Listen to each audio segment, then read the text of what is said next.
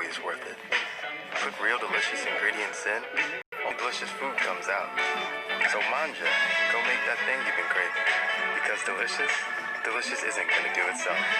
Rayo's homemade. Make every day delicious. A couple years ago, I wasn't feeling very well at all. I struggled to get through the day without having stomach issues. And I do remember my kids looking at me and asking me why I was turning beet red, and I didn't know. I was looking for as much information as I could get my hands on. When I got the results for my food sensitivity test, I was very, very surprised. I went on the elimination diet immediately, and I had results. Within 2 weeks, I felt like a completely different person. The man was rushed to Kings County Hospital. He is expected to survive. Police are searching for the shooter. You're not using too much, are you, hun? Nope. Charmin Ultra Soft is so soft, you'll have to remind your family they can use less. Charmin Ultra Soft is twice as absorbent, so you can use less. Don't worry, there's plenty left for you, Dad. We all go. Why not enjoy the go with Charmin? Rain, better life. People always ask us, how come you look so chipper in the morning? They must think we get here before the sun comes up. The truth is, We live here. hello, that's my toothbrush. Night, night, Rai. Sweet dreams. Live with Kelly and Ryan. Tomorrow morning at 9. On ABC 7. Eyewitness News needs your help to protect our children. Have you seen Ruben?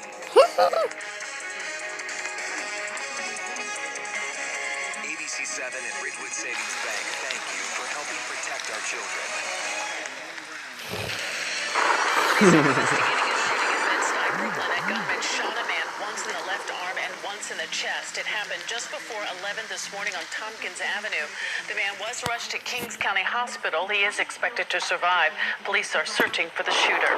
Also in Brooklyn, New York police shot a dog during a search for a suspect late this afternoon. Happened on East 29th Street. The dog may have been attacking people when cops shot at it. The condition of the dog, not yet known. New video shows the moment an off-duty NYPD officer shot a man who he says tried to carjack him in Brooklyn. It happened at around 2 this morning. Investigators say the officer had just left work and was on his way home when he was threatened. Sonia Rincon is live in the Canarsie section with the story. Sonia?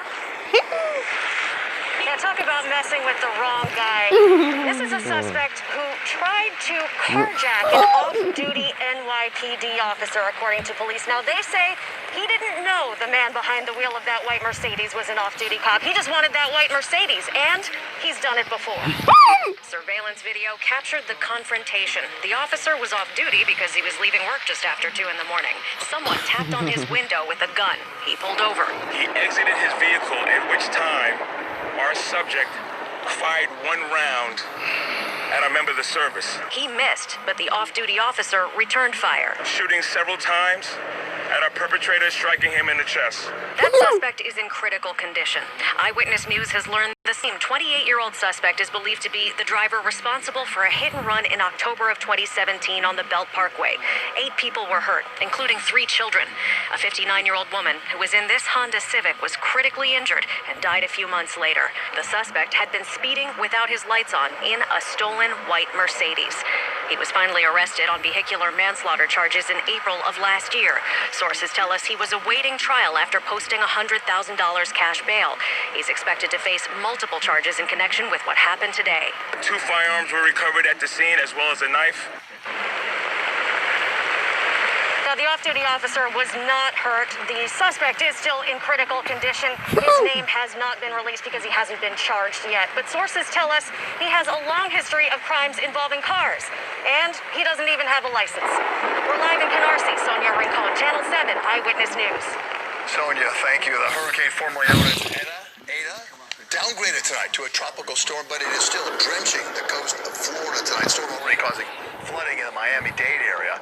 And look at some video. It shows a boat that broke loose and then slammed into a bridge in rising water. And we want to show you a live picture from Clearwater, Florida. This is on the west coast of that state. It looks kind of stormy, and I'm not a meteorologist, but Lee Goldberg is, our chief meteorologist, in fact. He's watching it all for us. Lee? See those people standing in the I know, I just took note of that. Yeah, right? So we've been watching this storm. The first advisory came out on Halloween, which is pretty remarkable. terrible. So here we were watching it today. Gained hurricane status after about 7:30 in the morning, and it had that till about midday, then was downgraded again to a tropical storm. Tremendous rain, so for Fort Myers to Sarasota to Tampa, and still some bands from Miami to West Palm to Fort Pearson up to Melbourne and Orlando. I mean, there are amounts of rain in southern Florida, South Florida, up to 20 inches. There'll probably be about a half foot of rain in the Tampa area, 2 to 4 with isolated amounts up to 6. Winds are at 70 miles an hour, so it's not far from hurricane status. Still could regain that. Likely to make landfall sometime later tonight, maybe just south of Cedar Key, that's north of Tampa, and then go through northern Florida and then reemerge in the Atlantic, parallel the Carolina coast. Note this time right there, midday Friday. Now that's an indirect impact for us because it's way offshore. However, some of its moisture may come up the coast and help our showers on Friday. You see the Empire State Building, colored red, white, and blue for Veterans Day through the raindrops right now. It's a pretty steady rain. We got a good soaking right now. 67 degrees.